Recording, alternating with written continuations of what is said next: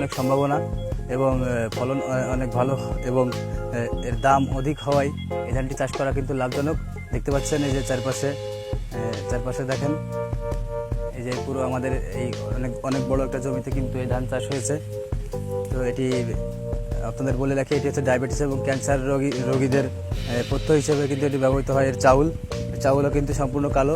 1 KG ধানের দাম 800 টাকা এবং 1 কেজি চাউলের দাম কিন্তু 600 টাকা। সেই ধানটি আমরা এখানে দেখতে পাচ্ছেন, খুবই একটু দেখেন, খুবই ভালো ফলন। একটু দেখান কি উচ্চ ফলন, দেখেন ভাই।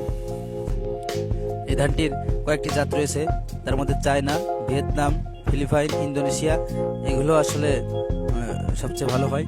তো এই 4টি জাতের ভিতরে যে ধানটি সবচেয়ে ভালো হয় সেটি হচ্ছে এই ভিয়েতনামি জাত। এই ধানটির বৈশিষ্ট্য, এই ভিয়েতনামি ব্ল্যাক রাইস, এটার বৈশিষ্ট্য হলো এটা গাছ খুব শক্ত হয়, এজন্য বাতাসে হেলে পড়ে না এবং গাছ একটু লম্বা হয়, যার কারণে পানি এলাকায় বা নিচু এলাকায় এটি চাষ করা যায়।